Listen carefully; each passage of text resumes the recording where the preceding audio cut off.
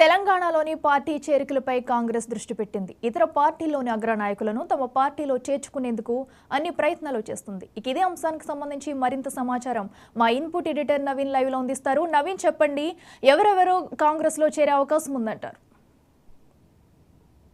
Congress party పూర్తి స్థాయిలో హైదరాబాద్ పైనే ఫోకస్ కూడా పెట్టడం జరిగింది. హైదరాబాద్లో ఉన్నటువంటి ఎమ్మెల్యేలతో పాటు కార్పొరేటర్లపైన వారు ఫోకస్ కూడా పెట్టి తమ పార్టీలో చేర్చుకునేటువంటి విధంగా కూడా ప్రయత్నాలు కూడా చేపడుతున్నటువంటి పరిస్థితి నెలకొంది. అయితే ముఖ్యమంత్రి రేవంత్ రెడ్డి మాత్రం ముఖ్యంగా హైదరాబాద్లో ఉన్నటువంటి సీనియర్ లీడర్లు, అంటే ఇతర పార్టీలకు చెందినటువంటి సీనియర్ లీడర్లు కూడా చాలామంది తమ పార్టీలోకి వచ్చేందుకు కూడా ప్రయత్నాలు కూడా జరుగుతున్నాయని చెప్పేసి రీసెంట్గా చెప్పినటువంటి పరిస్థితి నెలకొంది. ఈ నేపథ్యంలోనే ఇటు కాంగ్రెస్ పార్టీ హైదరాబాద్ పైన ప్రధానంగా ఫోకస్ కూడా పెట్టినటువంటి పరిస్థితి నెలకొంది. ఎట్టి పరిస్థితుల్లో ఇప్పుడు జరగబోయేటువంటి ఎంపీకి సంబంధించినటువంటి ఎన్నికలు, అంటే ముఖ్యంగా హైదరాబాద్తో పాటు సికింద్రాబాద్, ఇటు మల్కాజ్గిరితో పాటు చేవెళ్ళ సంబంధించినటువంటి ఈ కాన్స్టిట్యున్సీకి సంబంధించినటువంటి వాటిపైన ఎక్కువగా దృష్టి కూడా సాధించడం జరిగింది. కొద్దిసేపటి క్రితమే కాంగ్రెస్ ఇన్ఛార్జ్ దీపదాస్ కూడా వారు హైదరాబాద్ మేయర్ తోటి కూడా భేటీ అయినటువంటి పరిస్థితి నెలకొంది. ముఖ్యంగా తనని పార్టీలోకి ఆహ్వానించారని చెప్పేసి విజయలక్ష్మి కూడా కొద్దిసేపటి క్రితమే మీడియాతో మాట్లాడుతూ ఈ అంశాన్ని కూడా ప్రస్తావించినటువంటి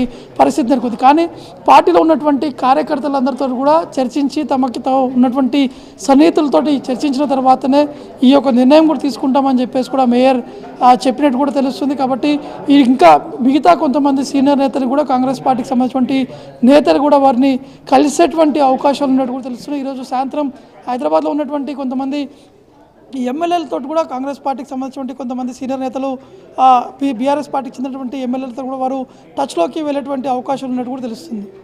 ఓకే నవీన్, అయితే మేయర్ కనుక కాంగ్రెస్లో చేరినట్లయితే ఆవిడకి ఎలాంటి పదవి అప్పచెప్పే అవకాశం ఉందంటారు? అంటే యాజ్ ఇట్ ఈస్ కంటిన్యూ చేసేటువంటి అవకాశం మొత్తం ఉన్నట్టు కూడా స్పష్టంగా కనిపిస్తుంది. ఎందుకంటే కాంగ్రెస్ పార్టీకి ఎక్కువ శాతం జిల్లాలలోనే ఎమ్మెల్యే సీట్లు కూడా వచ్చినటువంటి నేపథ్యంలో హైదరాబాద్లో అంటే కేవలం ఇబ్రాహీంపట్నం సంబంధించినటువంటి కాన్స్టిట్యున్సీలో ఎమ్మెల్యే సీట్ కూడా రావడం జరిగేది. ఇటు ఇంకా హైదరాబాద్లో ఎక్కువగా బలం పెంచుకోవాలని చెప్పేసి కాంగ్రెస్ పార్టీ భావిస్తున్నటువంటి నేపథ్యంలో ఇటీవలనే దానం నాగేందర్ కూడా కాంగ్రెస్ పార్టీలో చేరినటువంటి పరిస్థితి నెలకొంది. వారికి సికింద్రాబాద్ సీట్ కూడా ఇచ్చినటువంటి పరిస్థితి నెలకొంది. దాంతోపాటు ఇటు మల్కాజ్గిరి సంబంధించినటువంటి సీటు కూడా బీఆర్ఎస్ పార్టీ నుంచి వచ్చినటువంటి వారికే ఆ సీటును కూడా కేటాయించినటువంటి పరిస్థితి నెలకొంది.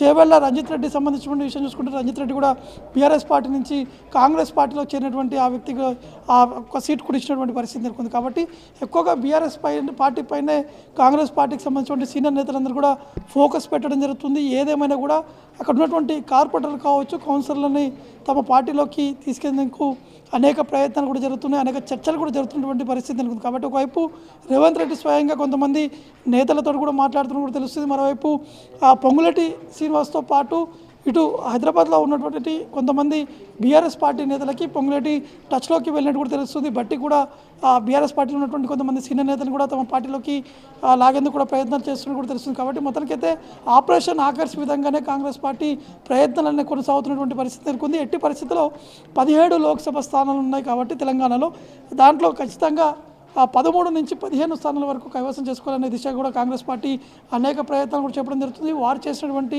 సంక్షేమ కార్యక్రమాలు కావచ్చు, ఇచ్చినటువంటి హామీలు పూర్తి స్థాయిలో నెరవేర్చామని చెప్పేసి కూడా కాంగ్రెస్ పార్టీకి సంబంధించినటువంటి నేతలు కూడా చెప్పడం జరుగుతుంది. కాబట్టి ఇవన్నీ అంశాలని కూడా హైదరాబాద్లో ఎక్కువగా బలంగా వినిపించాలని చెప్పేసి ఆ పార్టీ ప్రయత్నాలు కూడా కొనసాగుతున్నటువంటి పరిస్థితి ఉన్నటువంటి నేపథ్యంలో ఈ చేరికలకు సంబంధించినటువంటి అంశాలపైనే ఈ యొక్క కాంగ్రెస్ ఉన్నటువంటి సీనియర్ నేతలు కూడా చర్చలు కూడా జరపడం జరుగుతుంది. నిన్న రాత్రి 8 గంటల ప్రాంతంలోనే హైదరాబాద్లో ఉన్నటువంటి బీఆర్ఎస్ పార్టీకి చెందినటువంటి 2 ఎమ్మెల్యేలతోటి ఇటు తెలంగాణలో ఉన్నటువంటి మంత్రి తోటి చర్చలు కూడా జరిగినట్టు కూడా తెలుస్తున్నాయి. ఇంకా అఫీషియల్గా పేర్లు అనేది బయటికి కూడా రావాల్సి ఉంది. కానీ ఇంటర్నల్గా కొన్ని చర్చలు జరుగుతున్నాయి. వారికి కొన్ని హామీలు కూడా వారు కొన్ని అంశాలపై కూడా క్లారిటీ అడిగారు. బీఆర్ఎస్ పార్టీలో ఉన్నటువంటి ఎమ్మెల్యేలు దానికి సంబంధించిన ఇంకా క్లారిటీ అధిష్టానం నుంచి రాలేదు కాబట్టి చేరికల దగ్గర ఆగిపోయినట్టు కూడా తెలుస్తుంది. కాబట్టి దానిపై క్లారిటీ వస్తే ఖచ్చితంగా హైదరాబాద్లో ఉన్నటువంటి మరో 2 ఎమ్మెల్యేలు కూడా వారు బీఆర్ఎస్ పార్టీ నుంచి కాంగ్రెస్ పార్టీలోకి చేరేటువంటి అవకాశం ఉన్నట్టు కూడా తెలుస్తుంది. కాబట్టి మొత్తానికైతే ఈ యొక్క ఆపరేషన్ ఆకర్ష్ దిశగా